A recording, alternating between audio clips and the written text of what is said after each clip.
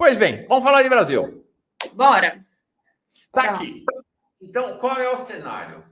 Qual é o cenário? O cenário é o seguinte: este sujeito vai perder o mandato de senador. Tá? Vai perder o mandato de senador, é tido como certo na Justiça Eleitoral, e quem entende dos temas do direito eleitoral, de que Sérgio Moro deverá ser cassado. Nesse momento, a ação está tramitando no Tribunal Regional Eleitoral do Paraná, que marcou para 16 de novembro, às 13 horas, um depoimento dele. Um passo importante no andamento do processo lá no TRE. Antes disso, agora, no final de outubro, semana que vem, vão depor também as testemunhas dele, tá? Dallagnol. O também cassado Dallagnol, e o diretor do Instituto do Paraná Pesquisas, Murilo Hidalgo, estão listados como testemunhas de defesa. Vão agora, dia 27 de outubro, depor lá. Não adianta o Moro não aparecer, porque o processo, o juiz já avisou. Se ele não vier, o processo vai ser tocado de qualquer maneira. Ele e os seus suplentes no Senado, Luiz Felipe Cunha, Ricardo Augusto Guerra, são acusados em duas representações. Uma do PL, hein? Do PL. Da esquerda, do PL, e outra da Federação Brasil da Esperança, PT, PCdoB e PV, de crimes eleitorais. Quais são os crimes eleitorais? Abuso do poder econômico e político e uso indevido de meio de comunicação social durante as eleições de 2022. Considera-se que foi uma manobra dele sair candidato a presidente, usar recursos do fundo eleitoral do PL para se colocar no mercado eleitoral, vamos dizer assim. Depois saiu do PL para ir lá para a União Brasil e aí lançou-se candidato a senador. O cenário para ele é muito ruim e a cassação é praticamente certa, como eu disse. Então, e vai ter uma eleição, vai ter nova eleição. Isso já aconteceu antes. O Carlos Fávaro, que é ministro da Agricultura do Lula, foi eleito senador lá no Mato Grosso porque a Moro de Saias, a senadora que havia sido eleita no Mato Grosso, foi cassada pelos mesmos motivos que o Moro está sendo cassado. Então, e aí vai ter eleição no ano que vem. Né? Vai ter eleição no ano que vem, desculpa, e a eleição no ano que vem, tudo indica que essas são as três pré-candidatas. A presidenta do PT, Gleisi Hoffmann, que tem domicílio eleitoral já no Paraná, a esposa de Moro, Rosângela Moro, que é deputada federal por São Paulo, mas, na verdade, eles moravam lá no Paraná. Né? Ela vai restabelecer, vamos dizer assim, a verdade dos fatos, né? Transferindo ou retransferindo o seu título, devolvendo o seu domicílio eleitoral para o Paraná. E Michele Bolsonaro, que também transferiria, tem prazos de 6 meses antes da eleição para as pessoas que são fora de um domicílio eleitoral se transferirem para lá e aí comprovar que moram nesse lugar. Esse foi um tema, como eu disse mais cedo, do governador de São Paulo, que é carioca, que morava no Rio de Janeiro, que arrumou um endereço lá em São José dos Campos, que era fake, que era falso, mas a Justiça Eleitoral não deu razão às contestações à candidatura dele. Então, muito provavelmente, essa questão do domicílio eleitoral é uma questão complicada.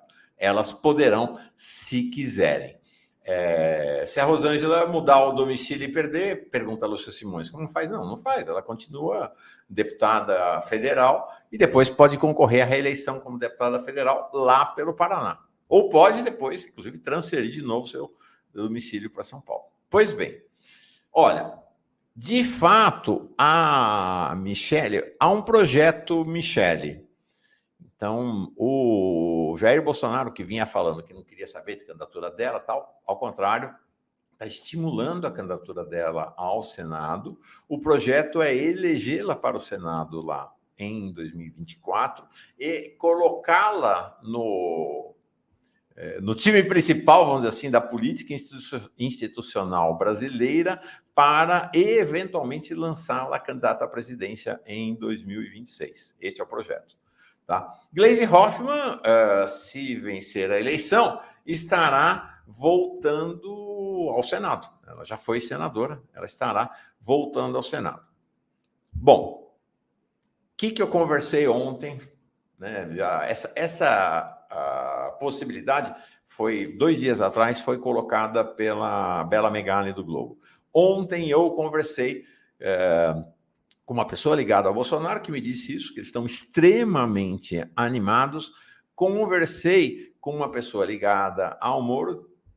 Evidente que eles relutam em falar nesse assunto, mas tudo caminha para que ela seja candidata. E conversei com o entorno de Gleisi, não conversei com o Gleisi está em casa ainda, né? Por conta da cirurgia. Então, Gleisi, de fato, é pré-candidata ao Senado, mas há uma preocupação no PT. Há uma preocupação no PT e no entorno de Gleisi, com uma avaliação de que lá no Paraná, se Michele for candidato, considera-se ela praticamente imbatível. Então, se Michele Bolsonaro for candidata ao Paraná, vai depender das pesquisas para ver se Gleisi manterá sua pré-candidatura ou não. Mas esse é o cenário que está se desenhando agora. Nós vamos acompanhar para e passo, viu, Rebeca? Isso mesmo, Mauro. A Rosemar Gonçalves, ela pergunta se o Moro passado deverá ressarcir o Estado de tudo que recebeu até agora como senador. Acho que não. Difícil, Rosemar, né? acho que não, né? Você viu lá, o Deltan foi cassado? Não, acho que não.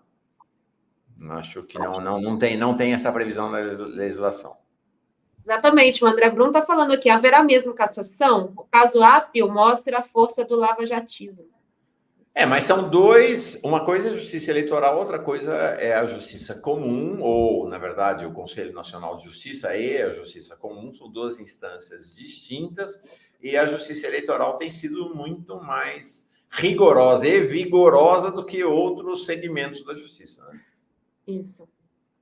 E deixa eu ver, a Rosimar Gonçalves também diz aqui, eu não costumo ter emoções infantilizadas por busca de vingança. Sempre luto pela justiça, mas confesso que ver o Moro preterido por Bolsonaro não ir para o STF, perder o mandato, me alegra. Não é? Das ironias da história. Exato. E a Lúcia aqui perguntou, não, se ela mudar o domicílio e perder, não acontece nada. Continua lá como deputada federal. Ela só tem que deixar o mandato de deputada federal se for eleita senadora, senão continua com o seu mandato. Tá? É isso aí.